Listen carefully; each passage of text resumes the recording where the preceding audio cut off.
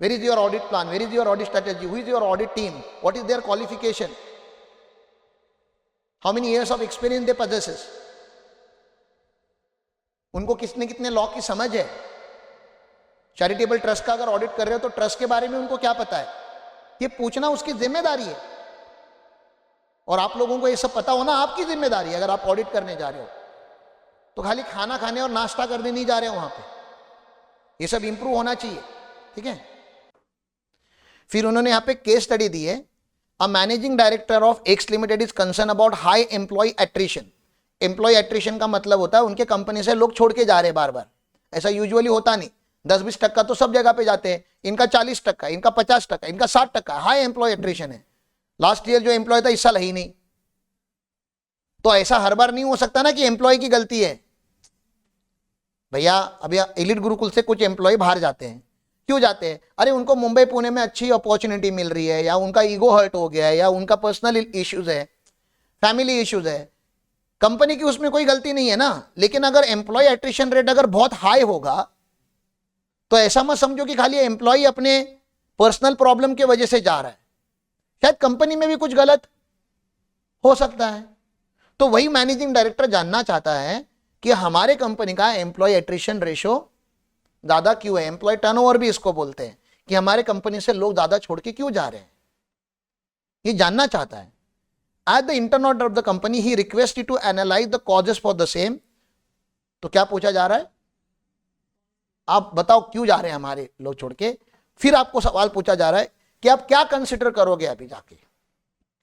हाँ, common sense का question है कि नहीं है, कोई कानून का रिक्वायरमेंट होना चाहिए इधर। अरे भैया it's a real problem, employ छोड़ के जा रहे हैं, नहीं रुक रहे हैं। अब इसका रियल सॉल्यूशन, अब आपने अगर कंपनी चलाई होगी, अगर यहां पे मेरे साथ रोज अगर यहां पे मैनेजमेंट डिस्कशन किया होगा तो आपको पता है कि जाके क्या क्या चेक करने का। इधर आंसर देख के नहीं बोलना चाहिए आपको, कॉमन सेंस के साथ आपके पास आंसर आने चाहिए कि हाई एम्प्लॉय एट्रिशन की रेशो मतलब क्यों हो सकता है, और मैं जाके क्या क्या चेक करूंगा, ताकि मैं मैनेजमेंट को एक अच्छा एक रिपोर्ट प्रेजेंट करूं जिसमें रियल इश्यूज और उसके सॉल्यूशंस दोनों लिखे। क्योंकि एज ए इंटरनल ऑडिटर आप खाली प्रॉब्लम्स को हाईलाइट नहीं कर सकते, आपको सॉल्यूशन भी बताना पड़ेगा। तो एक रीजन हो सकता है कि एम्प्लॉय की ट्रेनिंग नहीं हो रही है, एम्प्लॉय को डायरेक्टली काम दिया जा रहा है और इसलिए एम्प्लॉय गलती कर रहा है, और गलती करने के बाद उसकी इज्जत निकाली जा रही है, उसको चिल्लाया जा रहा है। तो इसका रूट कॉज क्या है, अनट्रेन्ड एम्प्लॉय। तो क्या करना चाहिए, रिकमेंडेशन में क्या लिखोगे आप कि अभी भी एम्प्लॉय को आप हायर करते हो तो उनको क्या दो, ट्रेनिंग दो। आपकी मैनेजमेंट हायरार्की सिस्टम प्रॉपर नहीं है, anybody is coming and giving instruction to anybody in the team ना। अगर आपको कोई भी आके इंस्ट्रक्शन देना चालू कर देगा तो आप कंफ्यूज नहीं हो जाओगे एज ए जूनियर, इसका सुनूं कि इसका सुनूं, और एवरीबडी विल कम एंड से मेरी सुन। सब लोग तो वही बोलेंगे ना, एवरीबडी वुड कम एंड से मेरी सुन। तो कंपनी में अगर रिटर्न पॉलिसीज नहीं होगी, कंपनी का अगर टॉप मैनेजमेंट के अंदर अगर एक कॉमन अंडरस्टैंडिंग नहीं होगी, तो भैया too many cook spoil the soup. Junior को आके सब आके इंस्ट्रक्शन देके जा रहे हैं और सीनियर इंस्ट्रक्शंस फॉलो कर नहीं रहे। सीनियर को बोला गया है 11 to 1 सबने बैठ के कॉलिंग करनी, सीनियर ही नहीं बैठ रहे हैं। और फिर कोई तो जाके जूनियर को बोल के आ जाएगा कि आप नहीं बैठे हो, जूनियर का भी तो रिप्लाई दे देगा आप कहां बैठे हो ना। अच्छा, एक सीनियर जाके बोल रहा है कॉलिंग करो, दूसरा सीनियर आके बोलता है अरे नहीं वो टैली करना बहुत इंपॉर्टेंट है। अब वो एम्प्लॉय हैंग हो रहा है ना, अरे उसका सिस्टम हैंग। तो रीजन हो सकता है ना कि आपकी इंस्ट्रक्शंस क्लियर, ये रियल प्रॉब्लम्स है, ये these are not theoretical problems, please understand करो। तो हमारे ऑर्गेनाइजेशन में अगर ऐसे इश्यूज हो सकते हैं जो आपको ऑब्जर्व करना है, तो किसी बड़े ऑर्गेनाइजेशन में या किसी और ऑर्गेनाइजेशन में भी ऐसा ही हो सकता है। तो आपको जाके वहां पे बातें करनी है। कैसे बातें करोगे, मैडम आपका रिपोर्टिंग मैनेजर कौन है, आपकी पॉलिसीज क्या है, पॉलिसीज फॉलो नहीं होती तो क्या होता है। ऐसे जब आप उनसे डिस्कशन करोगे, ह्यूमन टू ह्यूमन कनेक्ट करोगे, तो आपको रियल रीजन पता चल जाएगा एम्प्लॉय छोड़ के। एक रीजन ये भी हो सकता है कि लो सैलरी है, सैलरी अच्छी नहीं दे रही है, तो रेम्यूनरेशन पैकेजेस कंपनी को चेंज करने पड़ेंगे। दूसरा, सैलरी लो होना ठीक है, कोई टेंशन नहीं है, एम्प्लॉय कम सैलरी पे भी काम करते हैं, ऐसा नहीं है, कुछ कुछ एम्प्लॉय तो फ्री में काम करने के लिए रेडी होते हैं।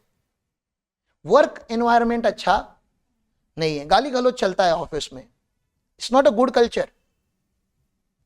ऑर्गेनाइजेशन में सेफ्टी नहीं है, विमेन सेफ्टी नहीं है, विमेन्स को सेक्सुअली हरास किया जाता है, तो एम्प्लॉय एट्रिशन ज्यादा ही होगा, दे डोंट फील सेफ। कोई कोई ऑर्गेनाइजेशन से एम्प्लॉय इसलिए छोड़ के जाते हैं क्योंकि वॉशरूम की फैसिलिटी प्रॉपर नहीं है। कोई ऑर्गेनाइजेशन से इसलिए लोग छोड़ के जाते हैं क्योंकि वहां पे ट्रांसपोर्ट फैसिलिटी प्रॉपर नहीं है।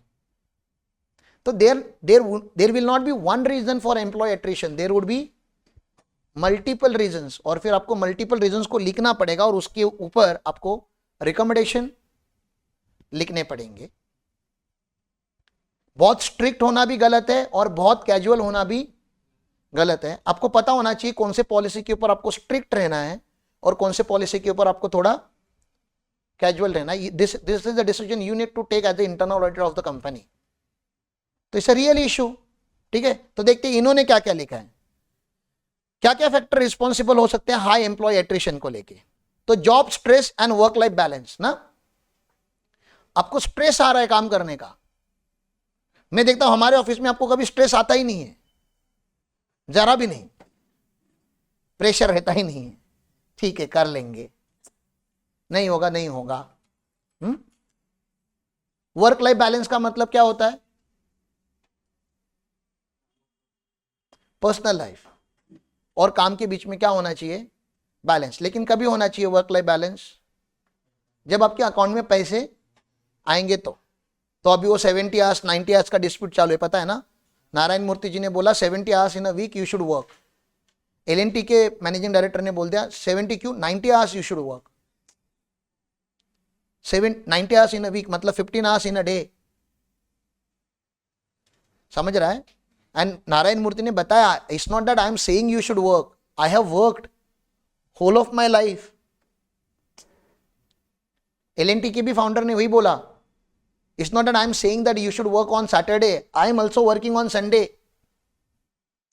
फिर कुछ एम्प्लॉय लोग हैं जो सोशल मीडिया पे बोल रहे हैं अरे आपकी तो कंपनी है, आप तो फाउंडर हो, आप तो काम करोगे ही, how could you expect this from the employees. फिर उनके फैमिली का क्या, उसका इनका क्या। तो जो फुकट लोग बैठे हैं ना वो कमेंट कर रहे हैं, बाकी जो लोग काम कर रहे हैं ना वो काम कर रहे हैं, ठीक है ना, उनको कमेंट करने की कोई जरूरत नहीं है। There are founders who are working more than 90 hours in a week, जिनको ये सब करने का काम है। वो सोशल मीडिया पे ही नहीं है, उनको पता ही नहीं फाइट चालू है, वो अपना काम कर रहे हैं। उनको पता है कि अपन गरीब लोग हैं, अपने अकाउंट में पैसे है नहीं, ये ऐसा रील ऊपर करके और कमेंट करके जिंदगी बदलने नहीं वाली है। तो जिंदगी अगर बदलनी होगी तो हमें, अरे लाइफ होगी तो लाइफ बैलेंस करोगे ना। गरीब लोगों की कोई लाइफ होती नहीं, पहले अपने आप को गरीबी से निकालो। तो व्हाट्स रॉन्ग इन दैट। जो एक लेवल पे जा चुका है, जिसके अकाउंट में कुछ करोड़ है, जिसकी फैमिली बहुत अच्छी है, लविंग है, उसको करना चाहिए 5 days in a week he should work and 2 days he should relax. कोई बात नहीं है, क्योंकि उसके अकाउंट में उतने हैं, हमारे अकाउंट में उतने हैं नहीं। तो decision should be yours, it's not mine whether you should work 70 hours in a day in a week or whether you should work 90 hours in a week. As a founder मेरे पास तो ये choice ही नहीं है कि घंटे count करके मैं काम करूं और पढ़ाई करूं। मुझे इंप्रूव होना है, मुझे हर लाइफ के हर एस्पेक्ट में इंप्रूव होना है, मुझे सोशल वर्क भी करना है, मुझे कमर्शियल काम भी करना है, मुझे अपने स्किल्स को भी इंप्रूव करना है। तो even 90 hours is less for me, क्योंकि मेरी लाइफ सेटल नहीं है, ऐसा मुझे लगता है। आपकी सेटल है तो आप देख लो कितने घंटे आपको काम करना है, आप घंटे देख के काम कर लिया करो एंड फिर बनो employ. That is one example here, ठीक है ना, जॉब स्ट्रेस या वर्क लाइफ बैलेंस। उसकी वजह से शायद कुछ लोग कंपनी छोड़ते होंगे। रॉन्ग पॉलिसीज ऑफ मैनेजमेंट ने पॉलिसी एकदम घटिया बना के रखी है। 5 मिनट लेट आओगे सैलरी कट जाएगी, और बाद में 5 घंटा एक्स्ट्रा काम करोगे वड़ा पाव भी नहीं देंगे। गलत पॉलिसी है। आप अगर आने के लिए स्ट्रिक्ट हो तो जाने के लिए भी स्ट्रिक्ट रहो। 7 बजे सबको जाके डंडा मारो, ए भाई तुम्हारा काम खत्म हो गया, जाओ जल्दी, 5 मिनट भी एक्स्ट्रा रुकेगा ना ऑफिस में मार खाओगे। दोनों साइड होना चाहिए ना। फिर तो आप रहो, सिस्टम है लेकिन फिर सिस्टम को किधर, वही अगेन मैं बता रहा हूं ना, दोनों एक्सट्रीम गलत है। बहुत स्ट्रिक्ट वाला कॉर्नर भी गलत है, बहुत कैजुअल वाला। तो आपको समझ में आना चाहिए, हमें इसके बीच में प्ले करते करना आना चाहिए। There are some days where we will be very strict and some days we will be very casual. Some policies we will be very strict, some policies we are okay. Some employees ना, अभी हमने work from home का हमारे यहाँ पे culture नहीं था, लेकिन we wanted that particular person, that person wanted a company, दोनों का म्यूचुअल अंडरस्टैंडिंग था, खाली प्रैक्टिकल नहीं था कि वो ऑफिस में आके काम करे। We started work from home. What's wrong? अगर कोई काम कर रहा है तो घर से करने तो हमें कोई प्रॉब्लम नहीं। नहीं उसके ऊपर उसका रिव्यू कैसे होगा, कोई जरूरत नहीं, उस एम्प्लॉय को रिव्यू की जरूरत नहीं है। जो सेल्फ इग्नाइटेड होता है ना, उसको रिव्यू करने की कोई जरूरत, उसके ऊपर कोई कंट्रोल रखने की जरूरत नहीं, उसके घंटे गिनने की जरूरत नहीं, वो काम अपना कर लेगा। तो सर तो सबको दे दो वर्क फ्रॉम, हम सब घर पे रहते, तुम अपना देखो, घर पे रहते हो तो कितने सीरियस रहते हो। इसलिए तुम्हारे लिए कल्चर होना जरूरी, जहां पे इन्वायरमेंट की वजह से आप लोग काम करोगे, तो वो देखना है। Unbearable behaviour of senior staff, तो कौन सा बिहेवियर अनबेरेबल होता है? आप बेयर नहीं कर पा रहे हो सीनियर को, सीनियर आके रोज चिल्ला रहा है आपके ऊपर, रोज आपकी मां बहन कर रहा है, एक वो होता है। दूसरा सेक्सुअली हैरास कर रहा है, यहां टच करो वहां टच करो चल रहा है, तो रुकोगे क्या इसी कम? बाकी सब कुछ अच्छा है, प्रोडक्ट अच्छा है, सैलरी अच्छा है, फ्यूचर अच्छा है, सीनियर खराब है, रुकोगे क्या इसी कंपनी में? This could be the reason, ठीक है ना। सेफ्टी फैक्टर, सेफ्टी मतलब समझ रहा है क्या? आप जहां बैठे हो वहां उसके बाजू में केमिकल बॉयल होता है रोज, और आप टैली की एंट्री कर रहे हो, कभी भी गिर सकता है आपके ऊपर ना, नहीं कर सकते ना ऐसी जगह पे। लिमिटेड अपॉर्चुनिटीज फॉर प्रमोशन, आपको दिख रहा है कि इधर 40-40 साल लोगों ने काम किया, लेकिन पोजीशन उनकी बदली नहीं है। 15 साल से जो काम कर रहा है उसकी पोजीशन बदली नहीं है। यहां पे पोजीशन है ही नहीं बदलने के लिए। एम्प्लॉय है, उसके बाद प्रोपराइटर है, प्रोपराइटर मरेगा तो ही पोजीशन बदलेगी ना। प्रोपराइटरशिप में वही होता है ना, प्रोपराइटरशिप के बाद सारे एम्प्लॉय होते हैं, बीच में हायरार्की होती ही नहीं। ऑर्गेनाइजेशन में अगर आप 5 स्टेप 6 स्टेप हायरार्की बनाओगे नहीं, तो जूनियर एस्पायर कहां करेगा, कहां जाने के लिए ना। तो एस्पिरेशन होने के लिए हमारे ऑर्गेनाइजेशन में क्या होनी चाहिए? एक हायरार्की होनी चाहिए, और एक सिस्टमैटिक रिव्यू सिस्टम होना चाहिए, परफॉर्मेंस अप्राइजल होना चाहिए। Somebody who performs better, he deserves better, तो उसको हमें इंप्रूव करना है, उसको हमें प्रमोशन देना चाहिए। अगर वो नहीं होगा तो एक वीडियो आपने देखा होगा, विनायक ने वगैरह देखेगा तो इनको शेयर कर देना। वो एक फ्लाइट में से सारा क्रू जंप करता है, पता है आपको, एयर हॉस्टेस एंड ऑल, और लास्ट में पायलट भी आके जंप करता है, सारे बाकी लोग बैठे रहते हैं, और नीचे क्या आता है, this is what happens when you promote wrong employees, a deserving one will jump, और फिर चला लो अपनी कंपनी ना, उड़ा लो नए लोगों से। पायलट अभी ऊपर है, पायलट जंप कर दिया, अभी चला लो बाकी जो बचे उनको, बताओ जाके लैंड करने के लिए। शायद हो जाएगा, इट्स नॉट दैट कि नहीं, लेकिन शायद हो गया ना। अभी जो ट्रेंड पायलट था वो, आप एकदम कंफर्टेबल रहते हो, भाई पायलट अपना बहुत एक्सपीरियंस है, अपने को टेंशन नहीं। अब नया पायलट है, वो बता रहा है कि मैंने देखा वीडियो गेम में तो लैंड किया है, रियल आज पहली बार करने वाला हूं। हाँ मॉनेटरी बेनिफिट, बहुत सारे लोग तो पैसे के लिए जाते हैं। स्टार्टअप कल्चर में पैसा इंपॉर्टेंट नहीं है आज ऐसे एम्प्लॉय नहीं है जो पैसे के लिए काम करते। देयर वाज अ टाइम, आपकी पेरेंट की जो जनरेशन थी ना, वो पैसे के लिए काम करती थी। अभी जो नई जनरेशन आई है ना, I am telling you this, I have talked with thousands of student, they don't work only for money. Obviously money is important, but they don't work only for money. They wanted to work for some better cause, a purpose. नहीं तो ईशा इतना बड़ा नहीं होता ना, ईशा में तो 1 रुपए की सैलरी नहीं है। They have 17 million volunteers, 17 million, मतलब 1.7 करोड़ के उनके एम्प्लॉइज है जो विदाउट सैलरी काम करते हैं, and we are proudly one of them. Can you imagine an organization having 1.7 crore employee without salary? And it runs perfectly fine, सब कुछ चल रहा है, उनका ग्रोथ हो रही है, सब हो रहा है, कोई मैनेजमेंट हायरार्की नहीं, ऊपर जो हमने बताया कोई पॉलिसीज नहीं, कोई रिटायरमेंट बेनिफिट नहीं, सैलरी तक नहीं। हाँ, उधर जाओगे तो 2 वक्त की रोटी दे देते हैं और रहने के लिए जगह दे देते हैं, तो you have the stay facility, you have the food facility, और योगा मेडिटेशन सिखाते हैं, लोग उसी में ही खुश है। And I am not talking about people who are walking on the street without home, IITs, IIMs, engineers, top level के employees, they come there to volunteer.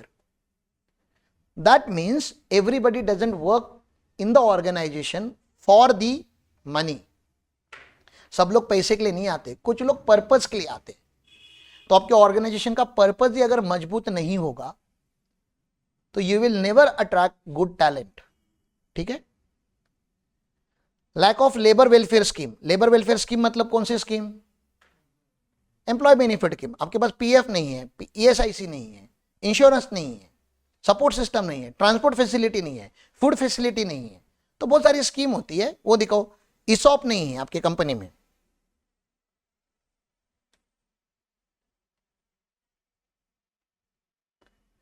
Weather organisation has properly qualified and experience personal for various level of work, अलग अलग level के हिसाब से experience लोग है कि नहीं है, वो चेक करना है। Is the number of people employed at various work centres excessive और इनएडिक्वेट, कहीं कहीं पे आपने ज्यादा लोगों को एम्प्लॉय करके रखा है जहां पे जरूरत नहीं, और कहीं पे ज्यादा लोगों की जरूरत है वहां पे इनएडिक्वेट है, इम्बैलेंस है आपके ऑर्गेनाइजेशन में। Does the organisation provide facilities for staff training, this is very important ना। तो मेरे सुबह उठ के अपना टाइम तुम लोगों के साथ इन्वेस्ट करने के लिए पागल तो नहीं हूं। यहां लिखा है ना स्टाफ ट्रेनिंग होना बहुत जरूरी है। पता चला ऐसे ऑर्गेनाइजेशन यहाँ पे ट्रेनिंग ही नहीं होती। अगर भैया ट्रेनिंग नहीं होगी तो आपका इंप्रूवमेंट कैसे होगा, और आपका इंप्रूवमेंट नहीं होगा तो आपकी सैलरी कैसे बढ़ेगी, और आपकी सैलरी नहीं बढ़ेगी तो आप खुश कैसे रहोगे? You will never be happy with the work that you have produced and you will never be satisfied with the salary that you are getting paid. आप अगर काम का लेवल बढ़ाओगे तो आपकी सैलरी बढ़ेगी ना, और काम का लेवल बढ़ाने के लिए आपको क्या देना जरूरी है? ट्रेनिंग। अब ट्रेनिंग हम देना जरूरी नहीं है, यू शुड गेट ट्रेन, हम दे या नहीं, सारी ऑर्गेनाइजेशन में formal training, but still the organisation are growing because employees are self ignited. उनको पता है कि मुझे अगर इंप्रूव होना है तो रेस है, रेस में आगे जाना है तो मुझे अपने आप को अपस्किल रखना पड़ेगा, मुझे अपने आप को नए लेवल का नॉलेज लेते रहना पड़ेगा। कहीं ऑर्गेनाइजेशन में सपोर्ट है, कहीं नहीं है, but every employee who is going ahead in life they are improving. आप सेम रह के इंप्रूव नहीं कर सकते, it's a very highly competitive world. तो इसलिए ट्रेनिंग देना जरूरी है, और हम आपको जितना हो सके उतना ट्रेनिंग देने की ट्राई करें। इसमें का ऐसा कौन सा पॉइंट है, जितने पॉइंट मैंने यहां पे कितने 10 पॉइंट इन्होंने कवर किए, ऐसा कौन सा पॉइंट है जो कॉमन सेंस का नहीं है? जितनी बात मैंने की, ऐसा कौन सा मुद्दा है जिसको आपको समझने के लिए MBA करना पड़ता या CA करना पड़ता? अगर आपके पास नॉर्मल सा कॉमन सेंस है तो आप ये प्रॉब्लम को अंडरस्टैंड भी कर सकते हो, एनालाइज भी कर सकते हो, और मैनेजमेंट को रिकमेंडेशन भी दे सकते हो। अब बताओ, ये मैनेजमेंट नहीं कर सकता, जो मालिक है कंपनी का वो नहीं कर सकता? कर सकता था, लेकिन उसके पास टाइम है क्या, प्रोफेशनलिज्म है क्या, उसके पास वो क्वेश्चनियर है क्या, वो हर स्टाफ से इंटरव्यू ले सकता है क्या, हर स्टाफ उसके सामने सच बोलेगा क्या? एक ऑडिट फंक्शन करके जब जाता है तो स्टाफ भी कभी कभी आपके सामने ओपनली बोलता है, मैडम यहां पे सब ठीक है लेकिन सेक्सुअल हैरेसमेंट होता है। स्टाफ बोल सकता है, वर्क लाइफ बैलेंस नहीं है, वॉशरूम फैसिलिटी जाके देखो आप कैसी है। Staff can say this things to you because you are a independent auditor. वो इंटरनल मैनेजमेंट को शायद बोलेगा तो management will take in a different manner. और हम तो बोलते हैं, और आप लोग भी गुरुकुल में भी ये इंप्लीमेंट करो, हमने हर ऑर्गेनाइजेशन को बोला है कि सर एक सजेशन बॉक्स ऑफिस में होना चाहिए, should not be complaint box. Complain करके ऑर्गेनाइजेशन नहीं बढ़ती आगे, लेकिन सजेशन से बढ़ती है। सजेशन के नीचे नाम भी लिख सकते हो या बिना नाम का भी हो सकता है। नाम तभी लिखो जब आपको पता है कि ये लिखने से मुझे फर्क नहीं पड़ता, या आप चाहते हो कि आपका जो सजेशन है इंप्लीमेंट करने के बाद आपके लिए तालियां बजाई जाए, तब आप नाम लिखो। आप अगर कोई किसी एक स्ट्रिक्ट, मतलब आपको पता है कि आपकी बैंड भी बच सकती है वो सजेशन देने से, क्योंकि आप किसी सीनियर का नाम लिख रहे हो कि ये सीनियर मेरे साथ गलत कर रहा है, तो आप विदाउट नेम। आपको हैंड राइटिंग भी अगर छुपानी है तो आप किसी और से कर लो या टाइप करके ले लो। टाइप करोगे प्रिंट लोगे तभी भी नहीं समझेगा ना। You find a way through which you send that message to the top management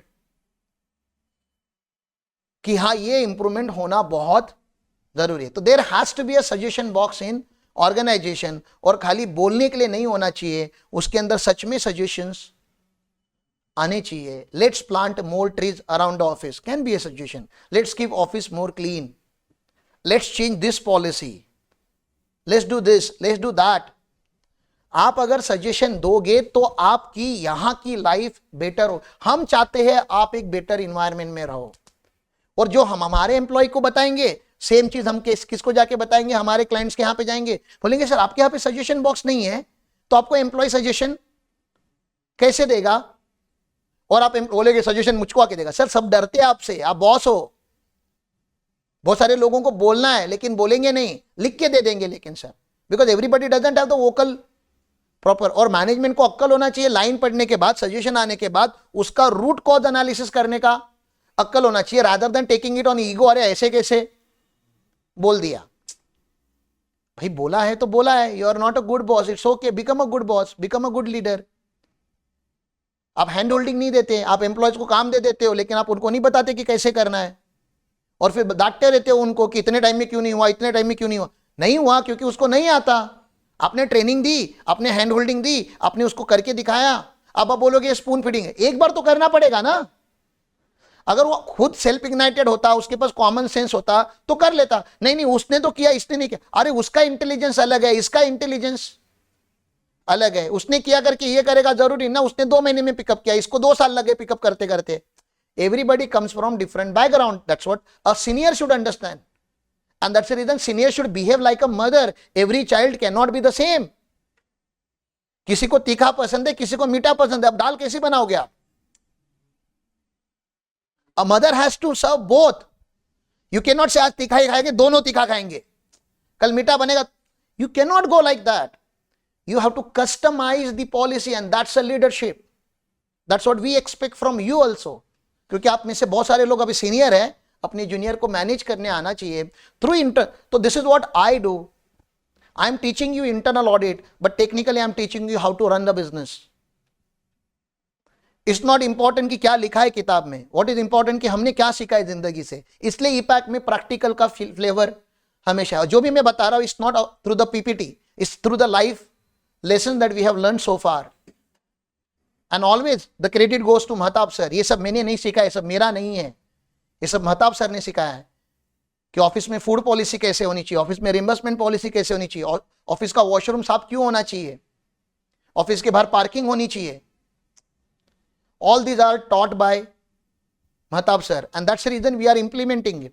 हाँ, खाली मेरे में और बाकी नंबर ट्री के एम्प्लॉयज में फर्क इतना ही है, सर ने जो भी बोला मैंने बहुत सीरियसली लिया और उसको लाइफ में इंप्लीमेंट किया। बहुत सारे लोगों ने सुना और उसको सीरियसली नहीं लिया। तो आपके साथ भी वही होने वाला है, हम यहाँ पे बोलने वाले हैं। Some of you will get ignited through this, inspired through this, and you will do what is needed to be done, and some of you will just listen कि हाँ एक लेक्चर और हो गया, आज की अटेंडेंस लग गई बाबा, thank you. Don't come here for attendance ना, come here to get transformed.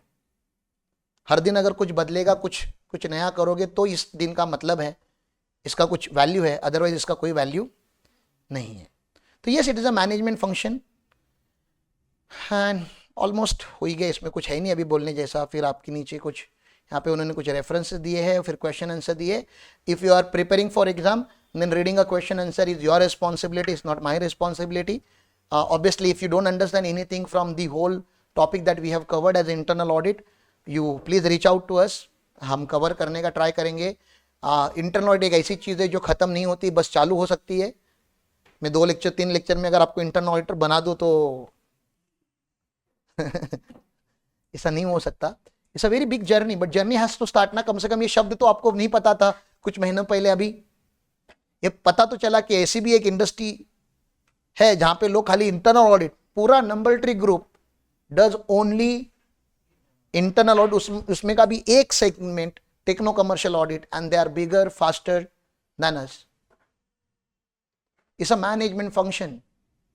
You are teaching and hand holding management how to manage business. क्योंकि एक लेवल का गेम सब लोग खेल सकते हैं। गेम नेशनल लेवल का कोच इंटरनेशनल लेवल का कोचिंग आपको नहीं दे सकता। जब तक आप स्टेट मैच खेल रहे थे तब तक आपका स्टेट लेवल का कोच ठीक था, आपका डाइट ठीक था, आपकी मम्मी के हाथ का आप खाना खाते थे, आपको अच्छा लगता था। अगर आपको नेशनल लेवल पे खेलना है तो you can not eat mummy के हाथ का खाना। You have to have certain injections, you have to have certain diet plan, you have to drink some drinks which will be recommended by the national level ka coach. You have to wake up at certain time, you have to eat only that many grams of protein.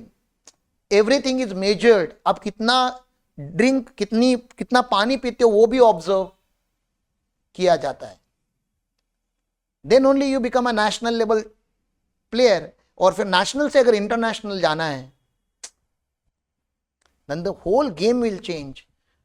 नहीं तो आप बोलोगे cricket क्या ही है, यहाँ पे जो हम गली में खेलते हैं वही तो डिस्ट्रिक्ट लेवल के लोग खेल रहे हैं, और वैसा ही तो स्टेट लेवल का खेल रहे हैं, और वैसे तो नेशनल, और वैसे तो इंटरनेशनल। ऐसा नहीं है। जिस स्पीड से इंटरनेशनल गेम में बॉल आता है ना, आपको दिखेगा ही नहीं। Forget about hitting the ball. समझ रहा है? वो बॉल जिस स्पीड से आता है ना, दिखेगा नहीं अपने आंखों से हमें। तो सर फिर उनको कैसे दिखता है? Practice, discipline. तो ग्रोथ का सीक्रेट क्या है? Practice. Practice the perfection. You don't want perfection but practice it, you will gate improved every day. कुछ नया सुनो तो सही, कुछ नया देखो तो सही, कुछ नया करो तो सही, तब नया बनोगे ना। बिना सीखे बिना किए नया आउटपुट कैसे आएगा? तो that's the reason this training is important. That's the reason the course impact is important. I don't want to cover syllabus. We wanted to change your life for real. अब यहां पे आप देखो, कोई बंदी है जो 3 महीने पुरानी है, कोई बंदा है जो 3 साल पुराना है। Everybody needs this. ऐसा कोई नहीं हमारे यहाँ पे जो डिस्कशन हम कर रहे हो उस डिस्कशन की उसको जरूरत नहीं है। हाँ, फिर आप मुझे आके पूछोगे सर ये आमच्या एग्जाम मध्ये येणार आहे का? अरे बाबा, फिर से वही बात। मैं एग्जाम के लिए नहीं पढ़ा रहा हूं। I want you to get improve, therefore I am teaching all this and that's impact for us. That's our practical lesson, that's Gurukul. इसी के लिए आप गुरुकुल में हो, काम करने के लिए गुरुकुल में नहीं हो। आप गुरुकुल के एम्प्लॉयज नहीं हो, आप सब गुरुकुल के स्टूडेंट हो, इंक्लूडिंग मी। मुझे भी बहुत सारी चीजें सीखनी है जो गुरुकुल मुझे सिखा रहा है। Have that heart of learning, a mindset where you come here to learn and then you will go beyond. Please understand. क्योंकि जो सीखने आता है ना, वो बहुत ही पॉजिटिव एनर्जी लेके आता है कि मैं आज सीखने के लिए रेडी हूं। फिर मेरे पे कोई चिल्लाएगा भी ना, तो अभी मैं सीख रहा हूं कि गलती कैसे करते हैं, गलती करने का डांट कैसे खाते हैं, डांट खाने के बाद फ्रस्ट्रेट कैसे नहीं होते, और फ्रस्ट्रेट होते भी तो शॉर्ट टर्म में रिकवर कैसे होते, और एक्नॉलेज करते हैं हाँ यार डांट इसलिए लग रही क्योंकि मुझे वो चीज नहीं आती, मेरी स्पीड कम है करके मुझे कोई आके पूछ रहा है तो मेरे पे प्रेशर है, तब मैं अपनी स्पीड इंप्रूव करूंगा। मुझे कोई चीज रीड करने नहीं आती, समझने नहीं आती, तो मुझे बोला जा रहा है कि रीड कर, राइट करो, 10 बार लिखो, 15 बार लिखो। तो आप सबको सिखाया जा रहा है, इसलिए हमारे कंपनी का नाम ही गुरुकुल है। तो please have the attitude of learning and we will learn and we will build this company together. It's a very big dream and we are capable for that. We know we are capable. अगर capable नहीं होते तो मैं आपको वहम झूठ नहीं बोलना चाहता था कि मैं इनकेपेबल लोगों को नहीं बोल सकता था कि इतना बड़ा वजन हम उठाने चले जाएंगे। Definitely by 2030 we will be a public listed company. We will be. हमें MBAs की जरूरत नहीं है, हमें IITians की जरूरत नहीं है। रास्ते पे चलते चलते अगर कोई मिल गया तो अच्छी बात है, बिना उनके भी हम लोग कर लेंगे, क्योंकि 5 साल है हमारे पास इंप्रूव होने के लिए। अगर हम रोज इंप्रूव हो जाएंगे तो इमेजिन करो 5 साल में आप कितने इंप्रूव्ड रहोगे। लेकिन फिर वही बात है, इट शुड बिकम योर दिनचर्या। You should not miss a day where you did not learn anything. और लर्निंग मतलब क्लासरूम में बैठते हो तो लर्निंग नहीं है, आप यहां से ऊपर जाते हो वहां पे भी लर्निंग है। हम स्कूल्स को साफ करने जाते हैं वहां पे भी लर्निंग है। हम किसी से बात करते तो वहां पे भी लर्निंग है। कोई आपको डांट लगा रहा है, वहां पे भी लर्निंग है। यहाँ पे लर्निंग हर जगह है। ये ओशियन ऑफ लर्निंग है, टेम्पल ऑफ ट्रांसफॉर्मेशन है। जितना ट्रांसफॉर्म हो सको उतना हो जाओ, ठीक है, चलेगा। तो आई स्टॉप हियर ओनली। फिर अगले दिन अगला चैप्टर हम चालू करेंगे। अगला कंटेंट मुझे निकाल के दो, सी एंटर के बुक से निकाल के दो, audit of charitable institution and hospital and education institution, ठीक है। वो 3 टॉपिक है, ढूंढ के वो सिलेबस में से कल इधर सेंड करके इधर रख देना। ओके, चलो, नमस्कार, थैंक यू।